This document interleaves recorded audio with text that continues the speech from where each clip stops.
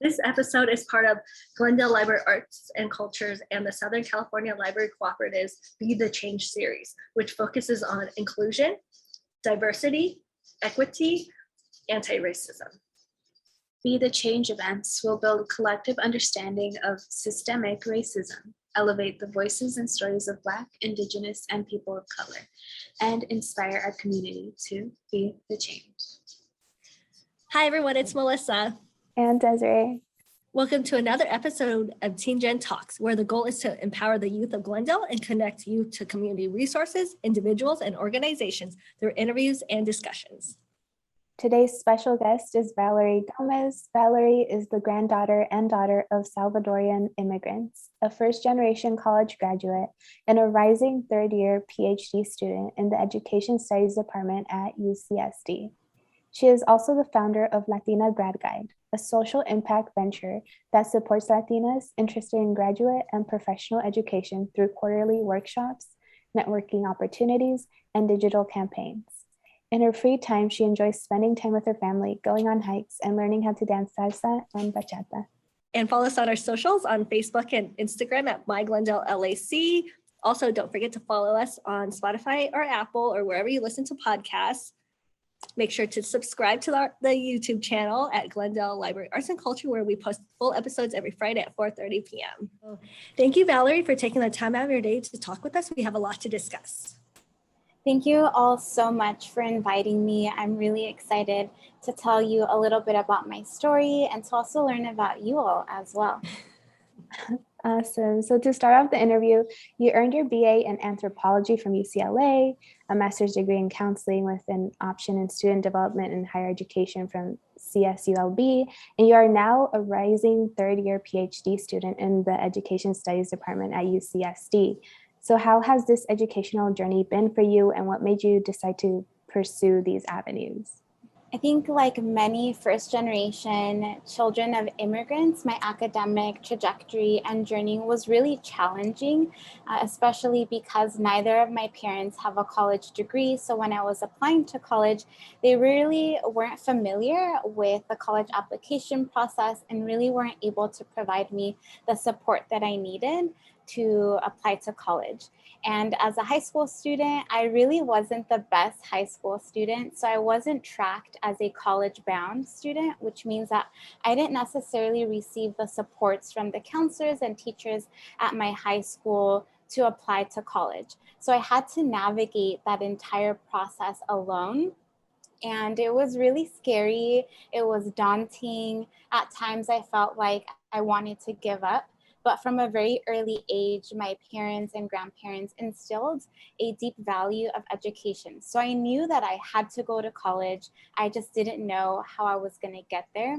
And so I decided that instead of going to university, and I really didn't have that many options anyway, because like I said, I wasn't your straight A 4.0 student. I think I had only gotten admitted into one university and it was out of state. So that was completely out of the question. My parents would never let me move away from home that far away, and out of state tuition is just really, it's ridiculous. So I decided that I would go to my local community college. And I don't know if community colleges still have this negative stigma today, but when I was in high school, going to community college was a no. Only students who weren't academically prepared for university went to community college.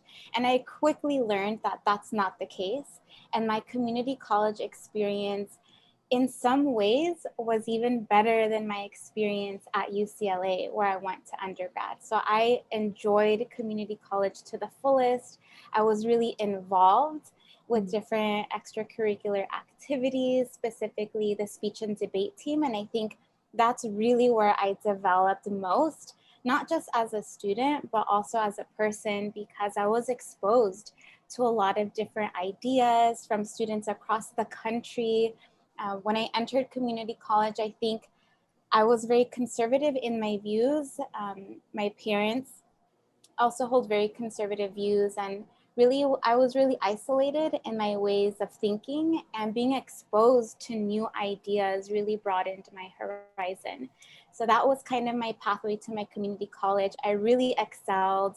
I really got excited about learning, which wasn't something that I enjoyed as a high school student, but I found that I enjoyed reading and learning history. And that's when I chose my major as anthropology. And I will say that at the time when I selected that major, I wasn't necessarily thinking about the job prospects after graduation. I really just chose the major because it was fun. I really enjoyed it. I really didn't think about like, I need to get a job after graduation and like, what am I gonna do with this major? So I just went for it and I enjoyed it. And the transfer process, it was challenging as well. A lot of loopholes and little intricacies that you need to know in order to graduate, you know, within 2 years, if that's your goal, which was mine at the time. But I had an amazing counselor who really helped me navigate that process. And I really thank her for being kind of my mentor. And she stuck by me even when I transferred to UCLA and went to graduate school. She's someone that I really connected with. And so that was like my community college experience. And then when I went to UCLA, wow, that was a culture shock. At the time, I think only 16% of the undergraduate students at UCLA identified as Latina, Latino, Latinx.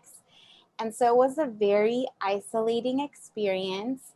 My first year especially was the hardest for several reasons. One, the academic rigor.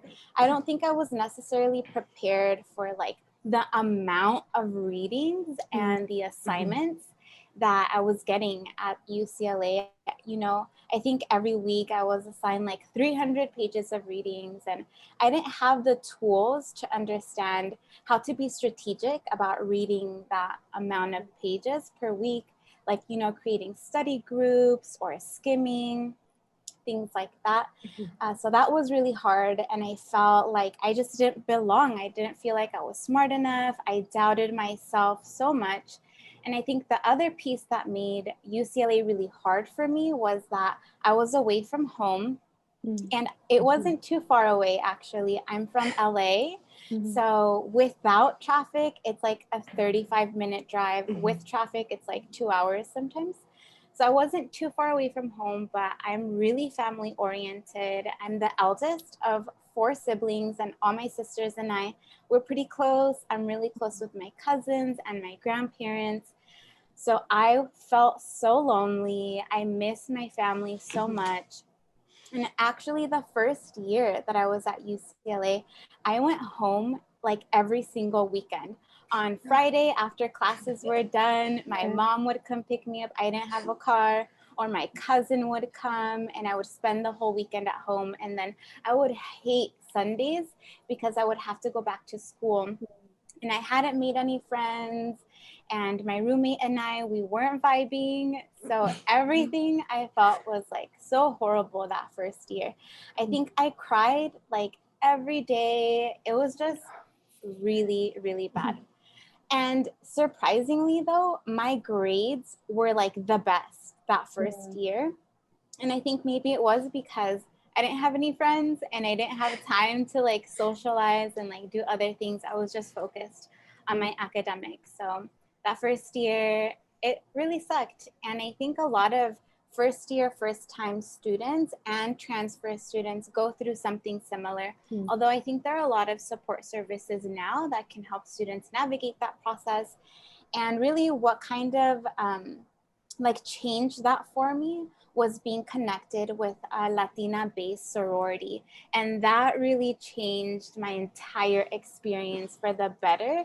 So I really recommend finding community, whatever that looks like for you at college. For me, it was my sorority. I'm a member of Lambda Theta Nu Sorority Incorporated. And I felt like the friendships that I made as an undergraduate student, they've blossomed throughout the years, and I continue to stay connected with those women, and they are truly my best friends. Like really, my best friend is my sorority sister, and we've spent, you know, the past 10 years creating this beautiful memories, both inside and outside of school. And I think finding that community was really key for me to my success at UCLA. But again, like I told you all, when I chose my major, I wasn't thinking about what the next steps were going to be. So when I graduated, I kind of panicked because I didn't know what I wanted to do. And my parents, being like your typical Latino immigrant parents, they had like this idea that I was going to be a lawyer, right? There's like 3 options in our community. You're a doctor, you're a lawyer, or you're a teacher. And to them, like they wanted me to be a lawyer. And so I wasn't necessarily sure if that was a path that I wanted to take. I did have several internships in government and policy as an undergraduate student, and I studied in Washington, D.C. and had an internship there as well. So that was something that I was exploring, but I wasn't really, really sure if that's what I wanted. And so I had like a gap year. I wasn't sure if it was going to be a gap year or how long I would be working, but because going to law school is something that I was thinking about, I was applying to be a legal assistant just widely anywhere. I remember applying to like 50 jobs and getting like 2 interviews. And one of them was as a legal assistant for an entertainment nonprofit, actually in Westwood, so really close to UCLA. I got the opportunity and I spent a year working and connecting with the attorneys that worked in the legal department of this nonprofit organization. And I determined law school is not for me. And I took that year not just to get work experience, but to really reflect about what I wanted in life, what my strengths were, where I could really use those strengths to do good. Because that's something that's really important in the work that I do, is to find meaning and purpose. And that's kind of what sparked this journey into my current experience here as a PhD student, but also my previous professional experiences working in higher education. You also have experience working in higher education, supporting the academic success of transfer and undocumented students. Could you talk a little bit more about that experience and what it means to you? Yeah, sure. So when I, took that gap year, I explored, I decided to do my master's in counseling with an option in student development and higher ed at Cal State Long Beach. And like in many master's program, there's like this practicum requirement, or like this requirement for you to get experience in the workforce and in the field that you're pursuing. So I worked everywhere. My program was 3 years long, and it was really exciting for me to get to learn different, what we call functional areas in higher education. There are so many places for professionals to work in higher ed. So I worked as a student development fellow at the Dream Center at Cal State Long Beach. I worked in like sorority and fraternity affairs at Dominguez Hills, which is a Cal State University. I also worked for the Extended Opportunities Programs and Services Office at Los Angeles Harbor College, which is a community college in the South Bay. So I had all of these experiences, and really my goal was to identify the area where I thrived the most and where I really enjoyed the work that I was doing. And so after graduating from Cal State Long Beach, I got a job as a counselor and coordinator of undocumented student programs and transfer programs at the University of California, Irvine. And I loved that position for several reasons. I loved my coworkers. I know sometimes it's really hard to find a workplace that feels like home, that's welcoming. And I found that there. And I'm so appreciative of all of my colleagues who I worked with there, because they really made work not feel like work. They made it feel fun. The work that we were doing was really impacting students on our campus. So I really enjoyed that part. And I also really enjoyed working with our students and helping them, find their strengths and find their, majors, and maybe even figure out grad school and what job prospects look like after graduation. I really enjoyed that part. And as a former transfer student myself, I felt especially connected to our transfer students at UC Irvine. And it was my time at UC Irvine that I decided that I wanted to go back to school and get my PhD. So when I was working at UCI, I taught a year-long class with one of my colleagues who at the time was the assistant director of the Dream Center, and then the following year alongside the director of the Dream Center there. And I loved that even more than I loved my work with directly working with our students. I loved being in the classroom, and I loved, learning alongside students, because I think like my teaching philosophy or my pedagogical approach to teaching and learning is that it's this process that both the student and myself are engaging in. It's reciprocal. So I have something, to give, and so do students. And that I really enjoyed that process. And I didn't talk about this, I don't think, but in my graduate program, I conducted research, and I really enjoyed that process too. So those two things coupled together, my love of research and my love of teaching, is what informed my decision to go back and do my PhD. Awesome. And you also founded Latina Grad Guide. What was the inspiration behind Latina Grad Guide?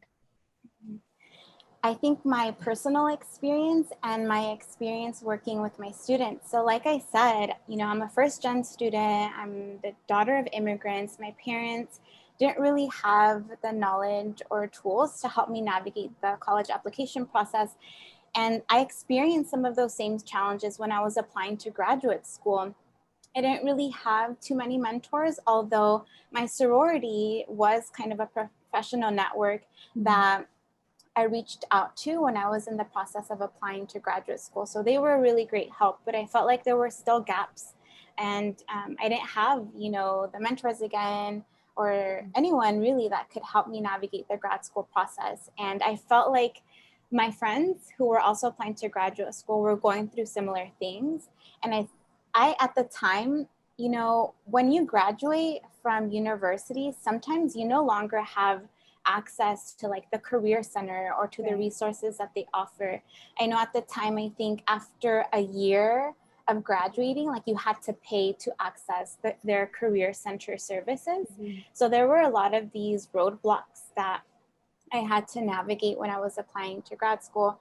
And I just didn't want other graduate students or prospective graduate students to have to encounter those roadblocks. Like I wanted to provide information that made the application process a little bit easier for other Latinas and other people in our community.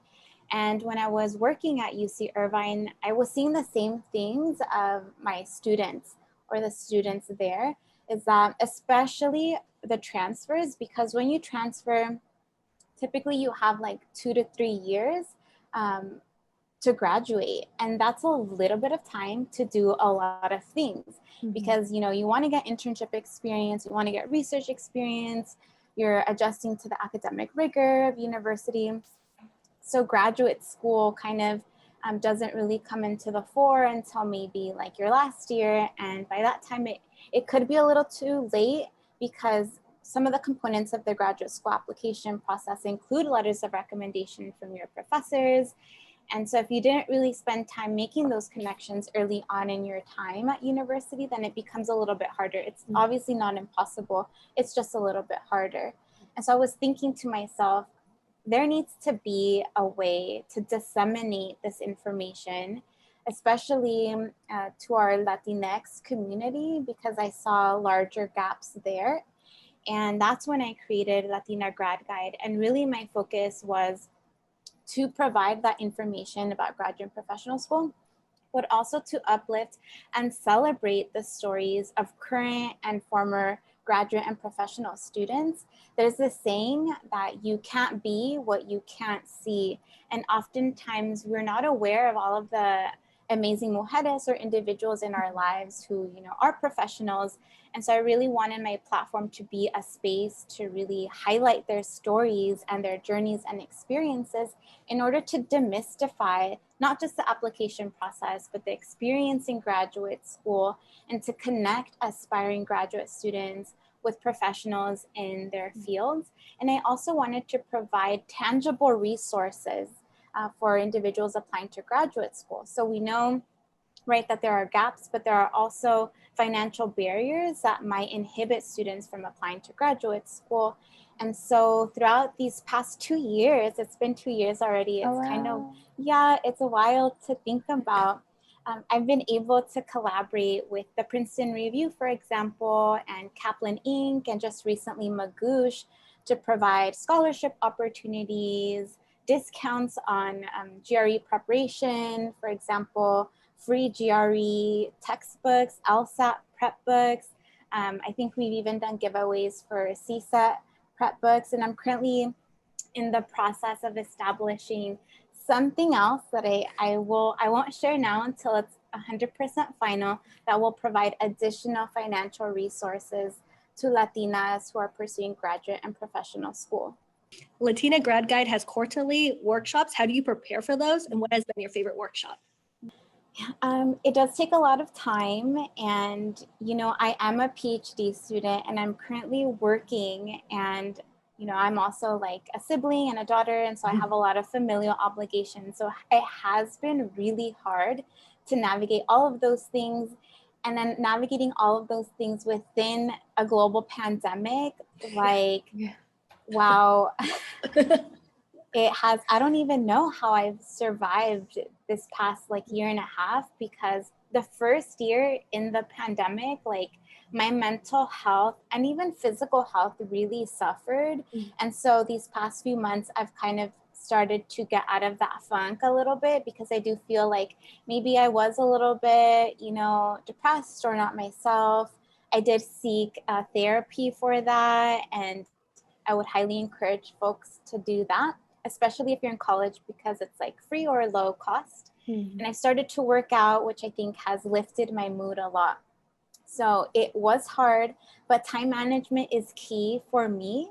My Google Calendar is my best friend. If it's not on my Google Calendar, it's not happening. So I literally, even outings with friends, it's on my Google Calendar. I've told some of my friends, can you send me a calendar invite for our dinner?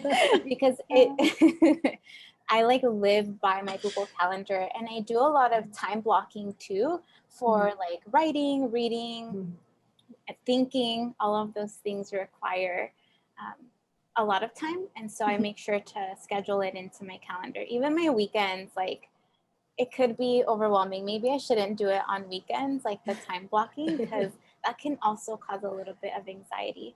So using my calendar and taking some time, typically in the summer, to really think about the upcoming year, calendar year for Latina Grad Guide, and what some of the needs of my constituents or my following are. So I get a lot of DMs every day about different questions, financing, graduate school, scholarship opportunities, support, asking to read personal statements, or just where do I even start? And so based on those requests, that really informs the topics of the quarterly workshops that I host. But I want to say that my favorite has to be, it's not necessarily an academic based workshop, but it was a workshop that I co-hosted with some of my colegas on IG who are also in this academic influencer space, although I wouldn't consider myself an influencer. But we co-hosted Love in Academia, and it was one of our most popular workshops. And I think why I enjoyed it the most is because we don't necessarily talk about romantic relationships in academia. My experience has been that you leave your personal issues and your identity at the door when you enter university or the classroom, which I don't think is healthy or productive in any way. So I didn't, really talk about those things with my peers. And I found through this workshop that a lot of graduate students were experiencing some challenges in their romantic relationships while they navigated graduate school, because graduate school really challenges you in so many ways. And when I started graduate school, I was at the time in a 7-year relationship that started when I was an undergraduate student. And I moved away from home to do my PhD. And so now I'm about 2 hours away from home. And my partner at the time, he also was living near where I lived. And that really took a toll on our relationship. And it was really hard to navigate. And I heard the same thing from other individuals. And we talked about different strategies to ensure that, we're making time to cultivate romantic relationships. But I heard from a lot of mothers as well, and parents or individuals who are caregivers, about the toll that graduate school takes on your family generally, especially as daughters, eldest siblings, and all of the responsibilities that come with that as well. And so I'll just share one story. I mentioned earlier that I'm really close with my family, including my cousins, and I will never forget this. And my cousin-in-law is like, Valerie, it's okay. Like, don't worry about it. So it was her 30th birthday, and 30 is such a big year for someone. And she was celebrating it, and I forget where exactly, but it was a big deal. And I think I had assignments or an essay, or just I was feeling overwhelmed. It was my first quarter of my PhD program. And I was like, hey, I'm not going to be able to make it. And she was like, okay, I understand. But then months later, actually, once I was in therapy, I realized that, I'm more than a student, and that it's okay for me not to give 100% to all of my assignments. It's okay for me to skip on something if that means that I'm spending time with my family, because family is something that I value. And so if that's what I value, then I'm willing to sacrifice other things to ensure that I'm doing things that I love. And so after that therapy session, I text my cousin-in-law this long text message, apologizing for missing her 30th birthday, and that I would never do that again, and that I love her, and that, and she was like, it's okay. I've forgiven you. But now I'm more gracious with myself when I have to, maybe give 70% in class or 70% to an assignment, because I decided that weekend I was going to go hang out with my sisters, and that's okay. And it took me a long time to get here, but I'm happy that I did.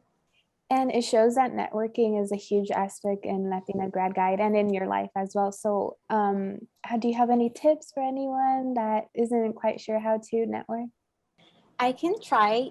I don't consider myself as the best networker, especially because I'm very introverted. And so I'm very quiet and shy, and being in those big spaces is definitely challenging. But I think it depends on the context, So I go to a lot of conferences, and when I do that, I select different workshops that really align with my research interests or areas that I want to learn more about. And so beforehand, I'll do my research about the speakers and presenters and who will be there. And after presentations, I'll go and introduce myself. And, I'm sure both of you have heard about elevator speeches and developing a couple of sentences about who you are and what your interests are. And that's something that I've had to practice and that I'm getting better at, because again, I'm not a social person. I'd rather be in the back of the room and meet someone that way. But it does take a lot of energy, to do that. But creating your elevator speech, I think, is very important, and maybe the first step in the networking process. And then it depends on what the goal of the networking is. If you're looking to connect with professors or professionals in your area, then again, doing a little bit of research beforehand could be helpful. Since starting Latina Grad Guide, what is something that you have learned during the process? I've learned so many things. I think I mentioned that my Google Calendar is my best friend. And so launching Latina Grad Guide has pushed me to be even more, to be better with my time management. It's hard and it's a lot of work. So I appreciate that Latina Grad Guide has pushed me to be a little bit more, to be better with time management. it's also pushed me to be like more social because like I mentioned, I'm like an introvert. I say that I'm like a hobbit. I just like to stay at home and just be with my family, but it's important to make those connections, going back to that networking piece, and to put yourself out there and to put your work out there. So, you know, I've made a lot of amazing connections and friendships through Latina Grad Guide that I really appreciate, that I don't think I would have if it wasn't for the platform. I've gotten to connect with individuals who are from our community, who identify as Latina, Latino, Latinx, who are going to graduate school in like Canada or Europe, Mexico. So it's been really fun to be able to connect with those individuals as well. And just being able to provide support.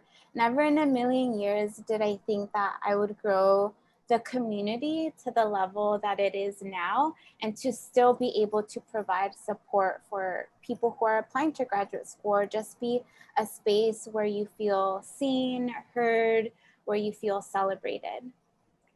And how do you choose like the resources to put on Latina Grad Guide, and how do you know like who to reach out to like, you know, feature on Latina Grad Guide? So for the features, I developed like this Google form that I've distributed to like colleagues, and I also have it on my Linktree. If they're interested in sharing their story, they can submit it there. And then in terms of some of the resources, like for example, just recently I posted things that I did to navigate my first year in grad school. So a lot of those posts are based on my personal experiences. And then I've, you know, when I was looking at providing free workshops, like GRE workshops, for example, and providing free GRE and LSAT and CSAT prep books, the Princeton Review and Kaplan Inc. and Magoosh are really large organizations that provide those services at a cost. And so I thought, these, you know, are corporations, they make money. I'm sure that they would be willing to provide some books for free or some workshops for free. And they were. And I was surprised, but really, I asked. I emailed someone, they connected me with someone else. And that's how those resources have become available on Latina Grad Guide. For anyone that is in school right now that has a low GPA or does not feel like they can get into college and like they feel discouraged, what advice would you give them? Your GPA isn't everything, especially if you're applying to graduate school. They take a holistic approach, but even for undergraduate, your GPA is one component of your applications. And depending on what school you're applying to, so for the UC system, for example, you have your personal insight questions, you have the list of extracurricular activities that you've done. All of those things are taken into consideration when the admissions reviewers are looking through your application. So don't let a low GPA stop you from applying to college, from applying to your dream school or program. You know, what's the worst that can happen? Like, they could say no, or they could say yes, and you don't want to be the one stopping yourself from that opportunity. And you have accomplished a lot. And you, I mean, on top of it all, you founded Latina Grad Guide and are a first generation college graduate. What does all of this in the end mean to you, especially being Latina? Wow, I was not prepared for that question. Wow, so much. I don't want to get emotional, but I think I am. I think like everything that I do is really, yes, for our community, but especially for my sisters. And it's motivated by my grandparents and parents' story. And they came to the US like in the 1980s during the Salvadoran Civil War with nothing, absolutely nothing. And they left everything behind. Not that they had much, right? Because they were also poor in El Salvador. And growing up, I always wondered, I'm so sorry. No, it's okay. Oh, it's okay. Like how I could repay my grandparents and parents' sacrifices. And my grandparents and parents always told me, like, just go to school. Like, that's what we came here for you to pursue a degree and make something out of yourself, because we didn't have that opportunity. So for me, you know, having a bachelor's and master's and now a PhD, that's what it means to me. It means making my parents and grandparents' sacrifices worthwhile. Sorry, I got emotional too. So Yes, I'm trying to not cry on camera. But on a more lighter note, before we end, we have some rapid fire questions to ask you. The first question is, what is your favorite color? Pink. Pink. What is something that you have been proud to say that you have accomplished? I'm really proud of my sisters. And I don't know if that's an accomplishment, like my accomplishment, but all of my sisters graduated college and now they're professionals in their own right. So I'm really proud that, you know, we've been able to do that together. What is some advice that you wish you would have known when you were younger? You know, not to compare myself to anyone else, and that my journey is my own, that it's unique. If you could have 3 people dead or alive for lunch, who would it be? My grandpa, my grandma, and my great-grandma, all family members, really. And what does success mean for you right now? Happiness. I just want to be happy doing what I do, and I think that I'm there. What is a book that you have recently read or are currently reading that you would recommend? Earlier this year, I read Unforgetting by Roberto Lovato. So it's a memoir about him and his family. He's Salvadoran American, and so there aren't a lot of books or novels about us and our community, so I really enjoyed reading that book. Awesome. Well, thank you so much, Valerie. We learned a lot about you. Thank you for taking your time out of your day to sit down with us and talk. Can you let everyone at home know about any upcoming projects and where they could connect with you? Yeah, anyone can connect with me on Instagram at Latina Grad Guide. And we have a couple of projects in the works. If you give us a follow within the next 2 weeks, we have a major announcement coming your way. Awesome. Yay. Thank you so you. much for this. Thank you. We really enjoyed learning Welcome. about you. Thank you so much for inviting me.